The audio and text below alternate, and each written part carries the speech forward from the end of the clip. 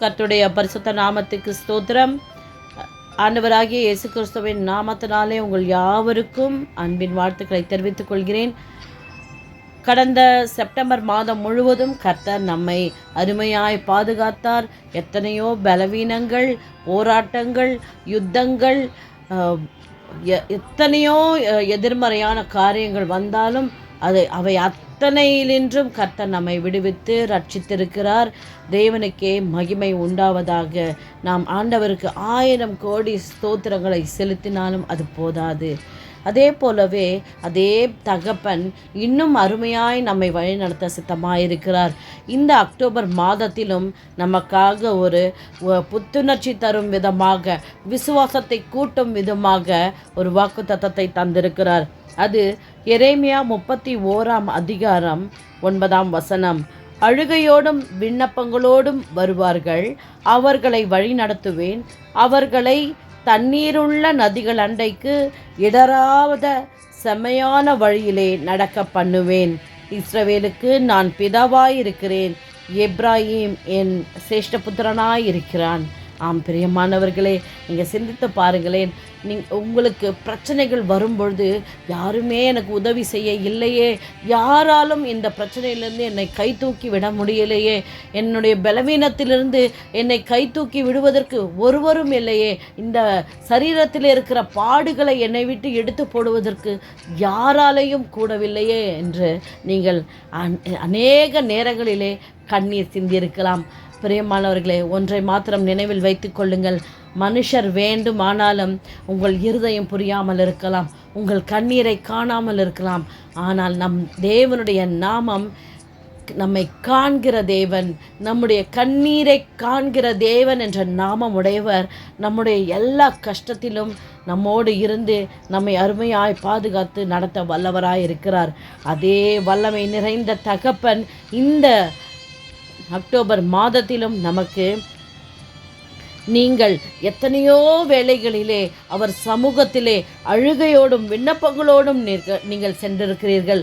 நீங்கள் நினைத்திருக்கலாம், நான் எவ்வளவோ கண்ணீர் விட்டேனே, ஆண்டவரிடத்தில் நான் எவ்வளவோ என் இருதயத்தை ஊற்றி நான் விண்ணப்பம் பண்ணினேனே, ஒன்று கூட பதில் கிடைக்கவில்லை என்று நீங்கள் ஏங்கியிருக்கலாம். பிரியமானவர்களே, நீங்கள் ஒரு காரியத்தை உணரும் மட்டும் உங்களுக்கு இந்த பாடுகள் இருக்கும். அது என்ன தெரியுமா? அவர் உங்கள் பிதா என்பதை நீங்கள் மறந்திருக்கலாம். ஏனென்றால் நம்முடைய அப்பாவை நாம் மறக்க முடியுமா? நம்மை மாம்சத்திலே நமக்கு தகப்பனாய் இருக்கிறவரை நாம் மறக்க முடியுமா? மறக்கவே மாட்டோம். ஏனென்றால் பிறந்தது முதல் இம்மட்டும் வரைக்கும் நம்முடைய தகப்பன் நம்முடைய எல்லா தேவைகளையும் சந்தித்திருக்கிறார், மாம்சமான தகப்பன்.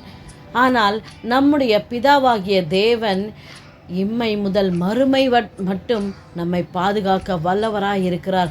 அவராலே செய்யக்கூடாத அதிசயமான காரியம் என்று ஒன்றுமே இல்லை. எத்தனையோ நாமங்கள் உடைய நம் தகப்பன், அதிசயம் என்ற நாமமுடைய நம்முடைய தகப்பன், ஆலோசனை கர்த்தர் என்ற நாமமுடைய தகப்பன் நமக்கு பிதாவாயிருக்கிறார் என்பதை இந்த நாளிலே உங்களுக்கு நினைப்பூட்டுகிறார். அவர் நமக்கு பிதாவானால் அவர் எப்படி உலகத்தை ஜெயித்தாரோ அதே போல நாமும் நிச்சயமாய் உலகத்தை ஜெயிப்போம் என்ற விசுவாசம் நமக்குள்ளாக வந்திருக்கும். பிரியமானவர்களே, இந்த நாளிலே ஆண்டவர் உங்களுக்கு இதை நினைவூட்ட விரும்புகிறார். இனி உங்களுக்கு யாருமே இல்லை, உங்களுக்கு தீர்ப்பு செய்ய யாருமே இல்லை, உங்களுக்கு உதவி செய்ய யாருமே இல்லை என்று அவிசுவாசமான வார்த்தைகளை நீங்கள் பயன்படுத்தாதீர்கள்.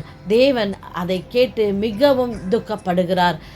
இன்று முதல் அவர் உங்களுக்கு பிதா என்பதை நீங்கள் மறந்துவிடாதீர்கள். அதிலும் ஒரு விசேஷமான காரியம் என்ன தெரியுமா? நீங்கள் சேஷ்ட புத்திரன் என்று ஆண்டவர் சொல்லுகிறார். சேஷ்ட புத்திரன் என்பது ஒரு விசேஷமான படைப்பு. பிரியமானவர்களே, நாம் அனைவரும் அவருடைய சேஷ்ட புத்திரர்களாக இருக்கிறோம். நீங்கள் இதை நினைவில் வைத்து கொள்ளுங்கள். எனவே அழுகையோடும் விண்ணப்பங்களோடும் நீங்கள் எந்தெந்த காரியத்திற்காக அவருடைய சமூகத்திலே நீங்கள் சென்றீர்களோ அவை அத்தனை நின்றும் அவர் உங்களை விடுவிக்கப் போகிறார். இந்த மாதம் உங்களுக்கு விடுதலையின் மாதம். இதை நீங்கள் நினைவில் வைத்துக் கொள்ளுங்கள். பிரியமானவர்களே, இந்த வாக்குத்தத்தத்தை நீங்கள் விசுவாசத்தோடு நீங்கள் தினமும் இந்த வசனத்தை சொல்லி சொல்லி அறிக்கையிட்டு விண்ணப்பம் பண்ணுங்கள். கர்த்தர் இந்த மாதத்திலே உங்களுக்கு பெரிய அதிசயத்தை, அற்புதத்தை உங்களுக்கு செய்ய போகிறார். உங்கள் இருதயம் அதிசயப்பட்டு பூரிக்கும். நிச்சயமாய் நீங்கள் அவரை பிதாவாக ஏற்றுக்கொள்வீர்களானால், நீங்கள் சேஷ்ட புத்திரன் என்பதை நீங்கள் விசுவாசிப்பீர்களானால், உங்களை அவர் இடராத செம்மையான பாதையிலே நடத்துவார்.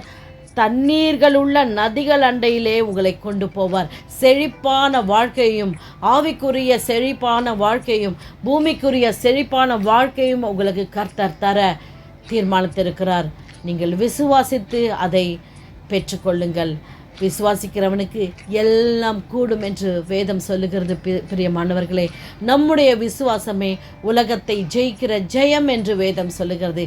எனவே மிகுந்த பலனுக்கு ஏதுவான நம்முடைய வாழ்க்கை வெற்றியை நோக்கி செல்ல வேண்டுமானால், பிரியமானவர்களே, நிச்சயமாக நமக்கு விசுவாசம் அவசியம்.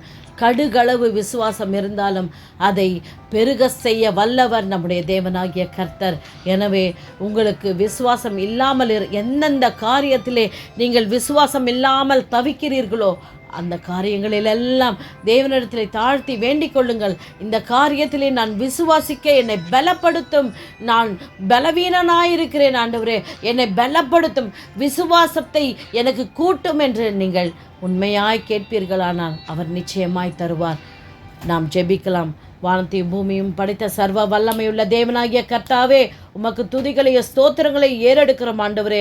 விசுவாசிக்கிறவனுக்கு எல்லாம் கூடும் என்று சொன்னீரே தகப்பனே. உம்முடைய விசுவாசம் ஆண்டவரே, நீர் கொடுக்கிற விசுவாசம் எங்களுக்கு பரிபூரணமாய் கிடைக்க உதவி செய்யுங்க தகப்பனே. நீர் ஆண்டவரே இந்த வாக்கு தத்தத்தை விசுவாசிக்கிறவர்களுக்கு நீர் நிச்சயமாய் அதை நடத்த போகிறீர். அதற்காக உமக்கு ஸ்தோத்திரம் ஸ்தோத்திரம் ஸ்தோத்திரம். துதி கனம் மகிமை எல்லாம் உமக்கே ஏறெடுக்கிறோம். இயேசுவின் மூலம் ஜெபிக்கிறோம் எங்கள் ஜீவனில் நல்ல பிதாவே. ஆமேன் ஆமேன் ஆமேன்.